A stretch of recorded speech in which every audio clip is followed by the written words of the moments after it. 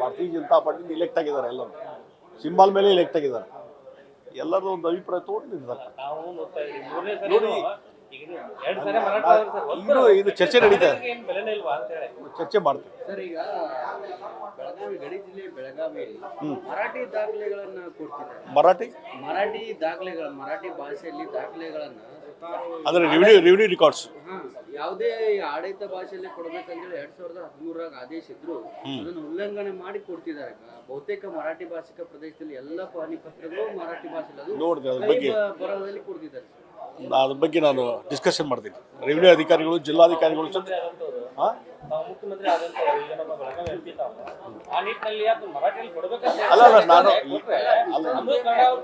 ಅದಕ್ಕೆ ಏನು ಅಡ್ಮಿನಿಸ್ಟ್ರೇಷನ್ ಏನು ಸಮಸ್ಯೆ ಇದೆ ಆ ಜಿಲ್ಲಾಧಿಕಾರಿ ಜೊತೆ ಚರ್ಚೆ ಮಾಡ್ತೀನಿ, ಮಾಡ್ಕೊಂಡು ಅದ್ರ ಬಗ್ಗೆ ನನ್ನ ಅಭಿಪ್ರಾಯ. ಮತ್ತೆ ಮಹಾರಾಷ್ಟ್ರದಲ್ಲಿ ಮತ್ತೆ ಕರ್ನಾಟಕದ ಬಸ್ಗಳ ಮೇಲೆ ಕಲ್ಲು ತೂರಾಟ, ಬಾಟಲ್ ಎಸೆದು ತುಂಡಾಟವನ್ನು ನಡೆಸಿದ್ದಾರೆ.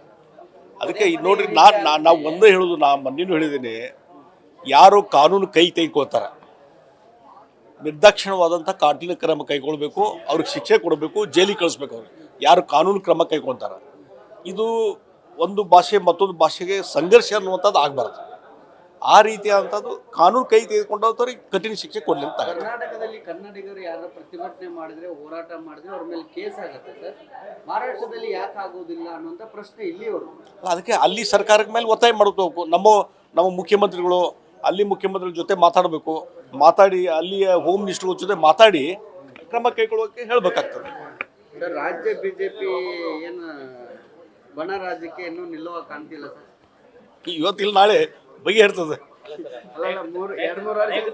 ಯಡಿಯೂರಪ್ಪ ಆಗಿರ್ಬೋದು, ನೀವಾಗಿರ್ಬೋದು, ಅನೇಕ ಹಿರಿಯ ನಾಯಕರು ಸಂಘಟನೆ ಮಾಡ್ಕೊಂಡ್ ಬಂದ್ರೆ ಈಗ ಅದೊಂದು ಮನೆಯೊಂದು 3 ಬಾಗಿಲಾಗ್ಬಿಟ್ಟಿದೆ ನೋಡಿ. ಅದಕ್ಕೆ ಇಲ್ಲ ಅಂತ ನಾ ಹೇಳೋದೇ ಇಲ್ಲ, ಸಮಸ್ಯೆ ಇಲ್ಲ, ಅದರಿಂದ ನಮಗೆ ಮುಜೂರು ಆಗಿದೆ.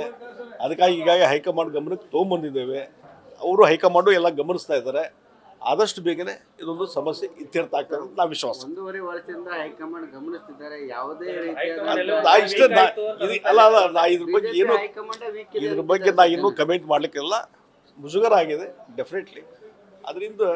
ಇದರಿಂದ ಆದಷ್ಟು ಬೇಗನೆ ಹೈಕಮಾಂಡ್ ನಿರ್ಧಾರ ತೆಗೆದುಕೊಂತ ವಿಶ್ವಾಸ. ಸರ್, ತಾವೇನಾದ್ರೂ ಈ ಮಧ್ಯಸ್ಥಿಕೆ ಏನಾದ್ರು ವಹಿಸ್ತೀರಾ ಸರ್? ಈ ಬೆಳವಣಿಗೆ ಯಾರು ಮಧ್ಯಸ್ಥಿಕೆ ವಹಿಸ್ಬೇಕು?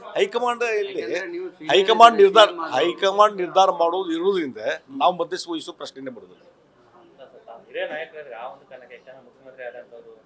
ಇದ್ರ ಬಗ್ಗೆ ಮಧ್ಯಸ್ಥಿಕೆ ವಹಿಸುವಂತ ಪ್ರಶ್ನೆ ಅಲ್ಲ, ಹೈಕಮಾಂಡ್ ನಿರ್ಧಾರ ಮಾಡುವಂತದ್ದು ವಿಚಾರ ಇದು. ಅದು ಅವ್ರಿಗೆ ಬಿಟ್ಟದು. ಕಾರ್ಯಕರ್ತರಿಗೆ ಏನೋ ತೊಂದರೆ ಆದರೆ ಅದು ಸಂಘಟನೆಗೆ ಏನೋ ಅವ್ರಿಗೆ ಪೂರಕವಾಗಿ ಏನು ಕೆಲಸ ಮಾಡಬೇಕು ನಾವು ಮಾಡ್ತೀವಿ. ಭಾರತೀಯ ಜನತಾ ಪಾರ್ಟಿ ಇಲೆಕ್ಟ್ ಆಗಿದ್ದಾರೆ, ಎಲ್ಲರೂ ಸಿಂಬಲ್ ಮೇಲೆ ಇಲೆಕ್ಟ್ ಆಗಿದ್ದಾರೆ. ಎಲ್ಲರೂ ಒಂದು ಅಭಿಪ್ರಾಯ ತಗೊಂಡು ನಿಂತಿದ್ದಾರೆ. ನೋಡಿ, ಇದು ಚರ್ಚೆ ನಡೀತಾ ಇದೆ, ಚರ್ಚೆ ಮಾಡ್ತೀವಿ. ಸರ್, ಈಗ ಬೆಳಗಾವಿ ಗಡಿ ಜಿಲ್ಲೆ ಬೆಳಗಾವಿಯಲ್ಲಿ ಮರಾಠಿ ದಾಖಲೆಗಳನ್ನ ಕೊಡ್ತಿದ್ದಾರೆ. ಮರಾಠಿ ದಾಖಲೆಗಳ ಮರಾಠಿ ಭಾಷೆಯಲ್ಲಿ ದಾಖಲೆಗಳನ್ನ ಅಂದ್ರೆ ರೆವಿನ್ಯೂ ರೆಕಾರ್ಡ್ಸ್ ಯಾವುದೇ ಆಡಳಿತ ಭಾಷೆಯಲ್ಲಿ ಕೊಡ್ಬೇಕಂತೇಳಿ 2013 ಆದೇಶ ಇದ್ರು, ಅದನ್ನು ಉಲ್ಲಂಘನೆ ಮಾಡಿ ಕೊಡ್ತಿದ್ದಾರೆ. ಬಹುತೇಕ ಮರಾಠಿ ಭಾಷಿಕ ಪ್ರದೇಶದಲ್ಲಿ ಎಲ್ಲ ಪಾನಿ ಪತ್ರಗಳು ಮರಾಠಿ ಭಾಷೆಯಲ್ಲಿ ಬರಹದಲ್ಲಿ ಕೊಡ್ತಿದ್ದಾರೆ. ಅದ್ರ ಬಗ್ಗೆ ನಾನು ಡಿಸ್ಕಷನ್ ಮಾಡ್ತೀನಿ. ರೆವಿನ್ಯೂ ಅಧಿಕಾರಿಗಳು, ಜಿಲ್ಲಾಧಿಕಾರಿಗಳು ಜೊತೆ ಮುಖ್ಯಮಂತ್ರಿ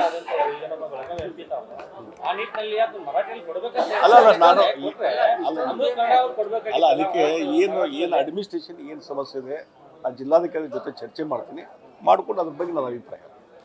ಮತ್ತೆ ಮಹಾರಾಷ್ಟ್ರದಲ್ಲಿ ಮತ್ತೆ ಕರ್ನಾಟಕದ ಬಸ್ಗಳ ಮೇಲೆ ಕಲ್ಲು ತೂರಾಟ, ಬಾಟಲ್ ಎಸೆದು ತುಂಡಾಟವನ್ನು ನಡೆಸಿದ್ದಾರೆ. ಅದಕ್ಕೆ ನೋಡ್ರಿ, ನಾವು ಒಂದೇ ಹೇಳೋದು, ನಾ ಮೊನ್ನೆನೂ ಹೇಳಿದ್ದೀನಿ, ಯಾರು ಕಾನೂನು ಕೈ ತೆಗೆದುಕೊಳ್ತಾರೆ ನಿರ್ದಾಕ್ಷಿಣ್ಯವಾದಂಥ ಕಾನೂನಿನ ಕ್ರಮ ಕೈಗೊಳ್ಬೇಕು, ಅವ್ರಿಗೆ ಶಿಕ್ಷೆ ಕೊಡಬೇಕು, ಜೈಲಿಗೆ ಕಳಿಸ್ಬೇಕು. ಅವ್ರಿಗೆ ಯಾರು ಕಾನೂನು ಕ್ರಮ ಕೈಗೊಳ್ತಾರೆ, ಇದು ಒಂದು ಭಾಷೆ ಮತ್ತೊಂದು ಭಾಷೆಗೆ ಸಂಘರ್ಷ ಅನ್ನುವಂಥದ್ದು ಆಗಬಾರ್ದು. ಆ ರೀತಿಯಾದಂಥದ್ದು ಕಾನೂನು ಕೈ ತೆಗೆದುಕೊಂಡವ್ರಿಗೆ ಕಠಿಣ ಶಿಕ್ಷೆ ಕೊಡಲಿ ಅಂತ. ಕರ್ನಾಟಕದಲ್ಲಿ ಕನ್ನಡಿಗರು ಯಾರು ಪ್ರತಿಭಟನೆ ಮಾಡಿದ್ರೆ, ಹೋರಾಟ ಮಾಡಿದ್ರೆ ಅವ್ರ ಮೇಲೆ ಕೇಸ್ ಆಗುತ್ತೆ ಸರ್. ಮಹಾರಾಷ್ಟ್ರದಲ್ಲಿ ಯಾಕೆ ಆಗೋದಿಲ್ಲ ಅನ್ನುವಂಥ ಪ್ರಶ್ನೆ ಇಲ್ಲಿವರೆಗೂ. ಅದಕ್ಕೆ ಅಲ್ಲಿ ಸರ್ಕಾರದ ಮೇಲೆ ಒತ್ತಾಯ ಮಾಡಬೇಕು. ನಮ್ಮ ಮುಖ್ಯಮಂತ್ರಿಗಳು ಅಲ್ಲಿ ಮುಖ್ಯಮಂತ್ರಿಗಳ ಜೊತೆ ಮಾತಾಡಿ ಅಲ್ಲಿಯ ಹೋಮ್ ಮಿನಿಸ್ಟರ್ ಜೊತೆ ಮಾತಾಡಿ ಕ್ರಮ ಕೈಗೊಳ್ಳೋಕೆ ಹೇಳಬೇಕಾಗ್ತದೆ. ಸರ್, ರಾಜ್ಯ ಬಿಜೆಪಿ ಏನು ಬಣ ರಾಜ್ಯಕ್ಕೆ ಇನ್ನೂ ನಿಲ್ಲುವ ಕಾಣ್ತಿಲ್ಲ ಸರ್. ಇವತ್ತಿಲ್ಲ ನಾಳೆ ಬಗೆಹರ್ತದೆ.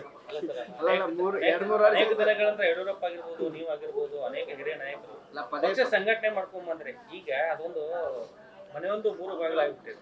ನೋಡಿ, ಅದಕ್ಕೆ ಇಲ್ಲ ಅಂತ ನಾ ಹೇಳೋದೇ ಇಲ್ಲ, ಸಮಸ್ಯೆ ಇಲ್ಲ, ಅದರಿಂದ ನಮಗೆ ಮುಜುಗರ ಆಗಿದೆ. ಅದಕ್ಕಾಗಿ ಈಗಾಗಲೇ ಹೈಕಮಾಂಡ್ ಗಮನಕ್ಕೆ ತೊಗೊಂಬಂದಿದ್ದೇವೆ. ಅವರು ಹೈಕಮಾಂಡು ಎಲ್ಲ ಗಮನಿಸ್ತಾ ಇದ್ದಾರೆ. ಆದಷ್ಟು ಬೇಗನೆ ಇದೊಂದು ಸಮಸ್ಯೆ ಇತ್ಯರ್ಥ ಆಗ್ತದೆ ಅಂತ ನಾವು ವಿಶ್ವಾಸ. 1.5 ವರ್ಷದಿಂದ ಹೈಕಮಾಂಡ್ ಗಮನಿಸ್ತಿದ್ದಾರೆ. ಯಾವುದೇ ಇದ್ರ ಬಗ್ಗೆ ನಾ ಇನ್ನೂ ಕಮೆಂಟ್ ಮಾಡ್ಲಿಕ್ಕಿಲ್ಲ. ಮುಜುಗರ ಆಗಿದೆ ಡೆಫಿನೆಟ್ಲಿ. ಇದರಿಂದ ಆದಷ್ಟು ಬೇಗನೆ ಹೈಕಮಾಂಡ್ ನಿರ್ಧಾರ ತೆಗೆದುಕೊಂತ ವಿಶ್ವಾಸ. ಸರ್, ತಾವೇನಾದ್ರೂ ಈ ಮಧ್ಯಸ್ಥಿಕೆ ಏನಾದ್ರು ವಹಿಸ್ತೀರಾ ಸರ್ ಈ ಬೆಳವಣಿಗೆ? ಯಾರು ಮಧ್ಯಸ್ಥಿಕೆ ವಹಿಸ್ಬೇಕು? ಹೈಕಮಾಂಡ್ ಇಲ್ಲಿ ಹೈಕಮಾಂಡ್ ನಿರ್ಧಾರ ಮಾಡೋದು ಇರುವುದರಿಂದ ನಾವು ಮಧ್ಯಸ್ಥಿಕೆ ವಹಿಸೋ ಪ್ರಶ್ನೆನೇ ಬರೋದಿಲ್ಲ.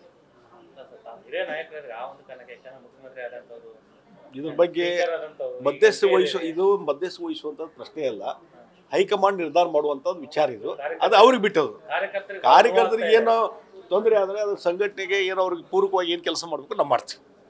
ಭಾರತೀಯ ಜನತಾ ಪಾರ್ಟಿಯಿಂದ ಇಲೆಕ್ಟ್ ಆಗಿದ್ದಾರೆ. ಎಲ್ಲರೂ ಸಿಂಬಲ್ ಮೇಲೆ ಇಲೆಕ್ಟ್ ಆಗಿದ್ದಾರೆ. ಎಲ್ಲರೂ ಒಂದು ಅಭಿಪ್ರಾಯ ತಗೊಂಡು ನಿರ್ಧಾರ. ನೋಡಿ, ಇದು ಚರ್ಚೆ ನಡೀತಾ ಇದೆ, ಚರ್ಚೆ ಮಾಡ್ತೀವಿ ಸರ್. ಈಗ ಬೆಳಗಾವಿ ಗಡಿ ಜಿಲ್ಲೆ ಬೆಳಗಾವಿಯಲ್ಲಿ ಮರಾಠಿ ದಾಖಲೆಗಳನ್ನ ಕೊಡ್ತಿದ್ದಾರೆ. ಮರಾಠಿ ಭಾಷೆಯಲ್ಲಿ ದಾಖಲೆಗಳನ್ನ ಅಂದ್ರೆ ರೆವಿನ್ಯೂ ರೆಕಾರ್ಡ್ಸ್ ಯಾವುದೇ ಆಡಳಿತ ಭಾಷೆಯಲ್ಲಿ ಕೊಡ್ಬೇಕಂತೇಳಿ 2013 ಆದೇಶ ಇದ್ರು ಅದನ್ನು ಉಲ್ಲಂಘನೆ ಮಾಡಿ ಕೊಡ್ತಿದ್ದಾರೆ. ಬಹುತೇಕ ಮರಾಠಿ ಭಾಷಿಕ ಪ್ರದೇಶದಲ್ಲಿ ಎಲ್ಲ ಪಾನಿ ಪತ್ರಗಳು ಮರಾಠಿ ಭಾಷೆಯಲ್ಲಿ ಬರಹದಲ್ಲಿ ಕೊಡ್ತಿದ್ದಾರೆ. ಅದ್ರ ಬಗ್ಗೆ ನಾನು ಡಿಸ್ಕಷನ್ ಮಾಡ್ತೀನಿ. ರೆವಿನ್ಯೂ ಅಧಿಕಾರಿಗಳು, ಜಿಲ್ಲಾಧಿಕಾರಿಗಳು ಮುಖ್ಯಮಂತ್ರಿ ಆದಂತವರು ಈಗ ನಮ್ಮ ಬೆಳಗಾವಿ MP ತಾವು ಆ ನಿಟ್ಟಿನಲ್ಲಿ ಅದು ಮರಾಠಿಯಲ್ಲಿ ಕೊಡ್ಬೇಕಂತ ಅದಕ್ಕೆ ಏನು ಅಡ್ಮಿನಿಸ್ಟ್ರೇಷನ್ ಏನು ಸಮಸ್ಯೆ ಇದೆ, ಆ ಜಿಲ್ಲಾಧಿಕಾರಿ ಜೊತೆ ಚರ್ಚೆ ಮಾಡ್ತೀನಿ, ಮಾಡ್ಕೊಂಡು ಅದ್ರ ಬಗ್ಗೆ ನನ್ನ ಅಭಿಪ್ರಾಯ. ಮತ್ತೆ ಮಹಾರಾಷ್ಟ್ರದಲ್ಲಿ ಮತ್ತೆ ಕರ್ನಾಟಕದ ಬಸ್ಗಳ ಮೇಲೆ ಕಲ್ಲು ತೂರಾಟ, ಬಾಟಲ್ ಎಸೆದು ತುಂಡಾಟವನ್ನು ನಡೆಸಿದ್ದಾರೆ. ಅದಕ್ಕೆ ನೋಡ್ರಿ, ನಾವು ಒಂದೇ ಹೇಳೋದು, ಮೊನ್ನೆನೂ ಹೇಳಿದ್ದೀನಿ, ಯಾರು ಕಾನೂನು ಕೈ ತೆಗೆದುಕೊಳ್ತಾರೆ ನಿರ್ದಾಕ್ಷಿಣ್ಯವಾದಂಥ ಕಾನೂನು ಕ್ರಮ ಕೈಗೊಳ್ಬೇಕು, ಅವ್ರಿಗೆ ಶಿಕ್ಷೆ ಕೊಡಬೇಕು, ಜೈಲಿಗೆ ಕಳಿಸ್ಬೇಕು. ಅವ್ರಿಗೆ ಯಾರು ಕಾನೂನು ಕ್ರಮ ಕೈಗೊಳ್ತಾರೆ, ಇದು ಒಂದು ಭಾಷೆ ಮತ್ತೊಂದು ಭಾಷೆಗೆ ಸಂಘರ್ಷ ಅನ್ನುವಂಥದ್ದು ಆಗಬಾರ್ದು. ಆ ರೀತಿಯಾದಂಥದ್ದು ಕಾನೂನು ಕೈ ತೆಗೆದುಕೊಂಡವ್ರಿಗೆ ಕಠಿಣ ಶಿಕ್ಷೆ ಕೊಡಲಿ ಅಂತ. ಕರ್ನಾಟಕದಲ್ಲಿ ಕನ್ನಡಿಗರು ಯಾರು ಪ್ರತಿಭಟನೆ ಮಾಡಿದ್ರೆ, ಹೋರಾಟ ಮಾಡಿದ್ರೆ ಅವ್ರ ಮೇಲೆ ಕೇಸ್ ಆಗುತ್ತೆ ಸರ್. ಮಹಾರಾಷ್ಟ್ರದಲ್ಲಿ ಯಾಕೆ ಆಗೋದಿಲ್ಲ ಅನ್ನುವಂಥ ಪ್ರಶ್ನೆ ಇಲ್ಲಿವರೆಗೂ. ಅದಕ್ಕೆ ಅಲ್ಲಿ ಸರ್ಕಾರದ ಮೇಲೆ ಒತ್ತಾಯ ಮಾಡಬೇಕು. ನಮ್ಮ ಮುಖ್ಯಮಂತ್ರಿಗಳು ಅಲ್ಲಿ ಮುಖ್ಯಮಂತ್ರಿಗಳ ಜೊತೆ ಮಾತಾಡಿ ಅಲ್ಲಿಯ ಹೋಮ್ ಮಿನಿಸ್ಟರ್ ಜೊತೆ ಮಾತಾಡಿ ಕ್ರಮ ಕೈಗೊಳ್ಳೋಕೆ ಹೇಳಬೇಕಾಗ್ತದೆ. ಸರ್, ರಾಜ್ಯ ಬಿಜೆಪಿ ಏನು ಬಣ ರಾಜ್ಯಕ್ಕೆ ಇನ್ನೂ ನಿಲ್ಲುವ ಕಾಣ್ತಿಲ್ಲ ಸರ್. ಇವತ್ತಿಲ್ಲ ನಾಳೆ ಬಗೆಹರ್ತದೆ.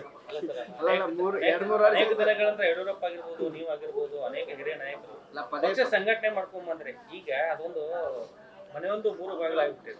ನೋಡಿ, ಅದಕ್ಕೆ ಇಲ್ಲ ಅಂತ ನಾ ಹೇಳೋದೇ ಇಲ್ಲ, ಸಮಸ್ಯೆ ಇಲ್ಲ, ಅದರಿಂದ ನಮಗೆ ಮುಜುಗರ ಆಗಿದೆ. ಅದಕ್ಕಾಗಿ ಈಗಾಗಲೇ ಹೈಕಮಾಂಡ್ ಗಮನಕ್ಕೆ ತೊಗೊಂಬಂದಿದ್ದೇವೆ. ಅವರು ಹೈಕಮಾಂಡು ಎಲ್ಲ ಗಮನಿಸ್ತಾ ಇದ್ದಾರೆ. ಆದಷ್ಟು ಬೇಗನೆ ಇದೊಂದು ಸಮಸ್ಯೆ ಇತ್ಯರ್ಥ ಆಗ್ತದೆ ಅಂತ ನಾವು ವಿಶ್ವಾಸ. 1.5 ವರ್ಷದಿಂದ ಹೈಕಮಾಂಡ್ ಗಮನಿಸ್ತಿದ್ದಾರೆ. ಯಾವುದೇ ಇದ್ರ ಬಗ್ಗೆ ನಾ ಇನ್ನೂ ಕಮೆಂಟ್ ಮಾಡ್ಲಿಕ್ಕಿಲ್ಲ. ಮುಜುಗರ ಆಗಿದೆ ಡೆಫಿನೆಟ್ಲಿ. ಇದರಿಂದ ಆದಷ್ಟು ಬೇಗನೆ ಹೈಕಮಾಂಡ್ ನಿರ್ಧಾರ ತೆಗೆದುಕೊಂತ ವಿಶ್ವಾಸ. ಸರ್, ತಾವೇನಾದ್ರೂ ಈ ಮಧ್ಯಸ್ಥಿಕೆ ಏನಾದ್ರು ವಹಿಸ್ತೀರಾ ಸರ್ ಈ ಬೆಳವಣಿಗೆ? ಯಾರು ಮಧ್ಯಸ್ಥಿಕೆ ವಹಿಸ್ಬೇಕು? ಹೈಕಮಾಂಡ್ ನಿರ್ಧಾರ ಮಾಡೋದು ಇರುವುದರಿಂದ ನಾವು ಮಧ್ಯಸ್ಥಿಕೆ ವಹಿಸೋ ಪ್ರಶ್ನೆನೇ ಬರೋದಿಲ್ಲ. ಹಿರಿಯ ನಾಯಕರಿಗೆ ಆ ಒಂದು ಕಾರಣಕ್ಕೆ ಮುಖ್ಯಮಂತ್ರಿ ಆದಂತವರು ಇದ್ರ ಬಗ್ಗೆ ಮಧ್ಯಸ್ಥಿಕೆ ವಹಿಸುವಂತ ಪ್ರಶ್ನೆ ಅಲ್ಲ.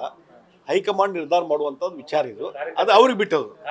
ಕಾರ್ಯಕರ್ತರಿಗೆ ಏನೋ ತೊಂದರೆ ಆದರೆ ಅದು ಸಂಘಟನೆಗೆ ಏನೋ ಅವ್ರಿಗೆ ಪೂರಕವಾಗಿ ಏನು ಕೆಲಸ ಮಾಡಬೇಕು ನಾವು ಮಾಡ್ತೀವಿ.